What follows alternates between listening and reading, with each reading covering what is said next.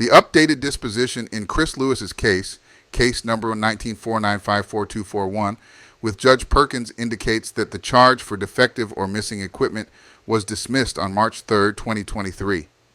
Initially filed on March 7, 2019, the case included multiple hearings and a default judgment due to Lewis's absence.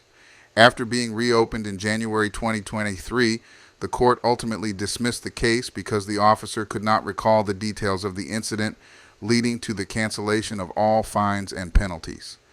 This summary captures the essential points of the updated disposition while clarifying the outcome of the case.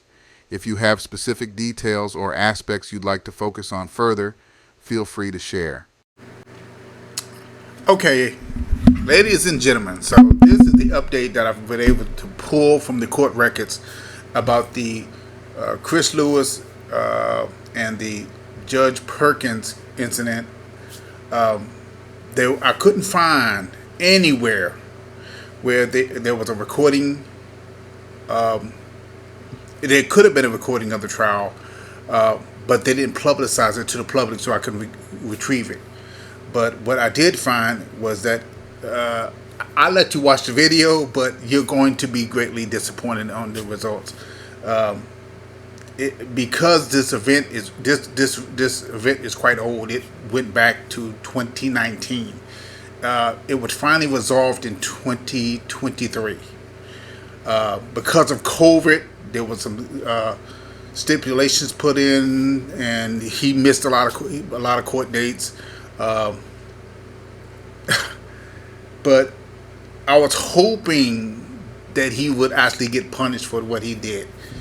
Unfortunately, that didn't happen. Most of the charges and stuff were dismissed. The police, because of the 2019 and 2023, we're talking about 4 years had passed, and he couldn't remember the reason he was pulled over. And it was a disaster. So the courts were forced to pretty much reverse everything. But I was going to show you the court document, but because of YouTube requirements and giving up personal information, I'm limited to how much I can really share with you guys. But I'm going to give you this, and now you know where the case ended up. Unfortunately, this happens way too often with sovereign citizens. They somehow the case ended up getting reversed, and somehow they think they won because their ideology tells them that, hey, I don't really need a license, and to continue the nonsense that they go by.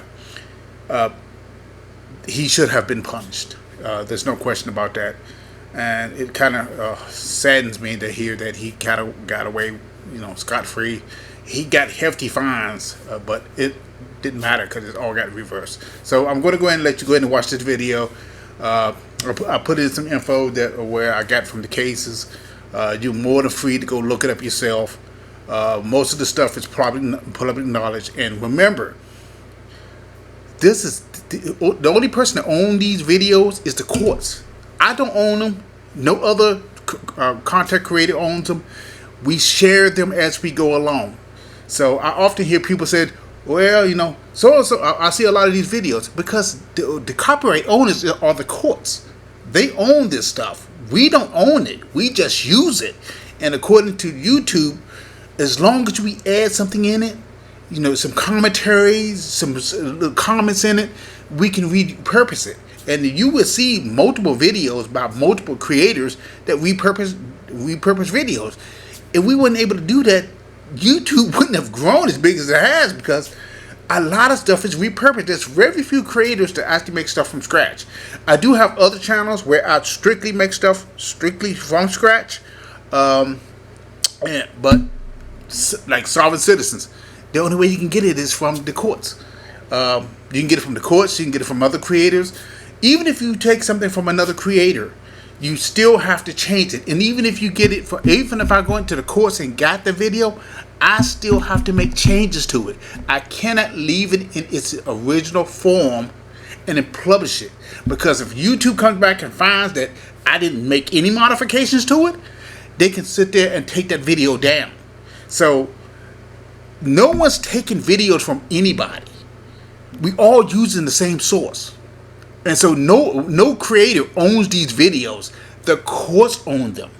And so as long as we all understand that nobody owns these videos but the courts, and it's freely available at the court sites, you can go look them up. It's a lot of work. Trust me.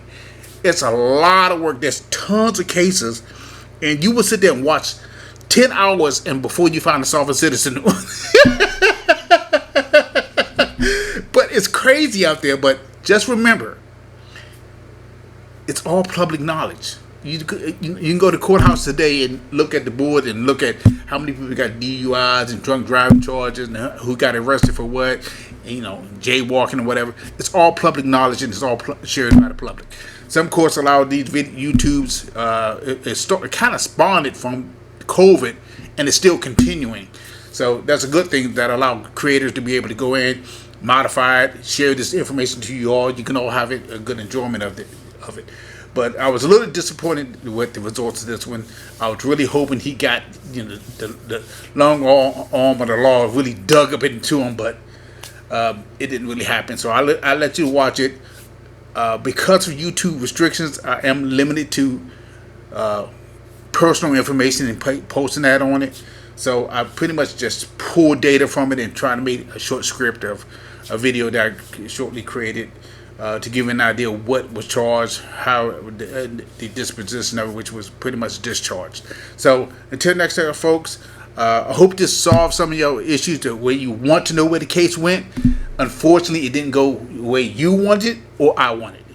So until next time, folks, I'll talk to you later. You can go ahead and watch the video. I'm going to go ahead and plug it in after this. Take care of yourself. Bye. To a traffic violation concerning vehicle equipment. Vehicle details: the vehicle involved was a 2007 Cadillac with the plate MI DWZ3943. This incident occurred on March 1st, 2019 at 7:30 p.m. Case progression. March 7th, 2019, the filing date for the case. March 21st, 2019, a hearing was scheduled before Judge Kenyatta Jones for April 24th, 2019, but Lewis failed to appear, leading to a default judgment April 24th, 2019. A sentence was imposed due to Lewis's failure to appear, with fines totaling $12,000, June 3rd, 2019. A 14-day notice was generated for the defendant to comply, followed by additional fees for reinstating the driver's license. June 6, 2020, a COVID-19 amnesty was applied, removing some penalties, but they were reinstated once the amnesty expired on July 10, 2020. October 24, 2022, the case was sent to a collection agency due to unpaid fines, totaling $150,700. Final disposition, January 27, 2023. The case was reopened and a virtual hearing was scheduled. March 3, 2023. Judge Sean Bertram Perkins presided over the case, and it was dismissed by the party due to the officer's lack of recollection of the events. Fines and costs: all fines and penalties related to the traffic violation were removed, including the ordinance fine, $60, state costs, $40, and 20% penalty, $33. The case was officially closed on March 10, 2023, and removed from collections on June 13, 2023. Key outcomes: charge dismissed. Due to the officer's inability to recall the events, the case was dismissed. No fines due. All financial penalties were removed by the court.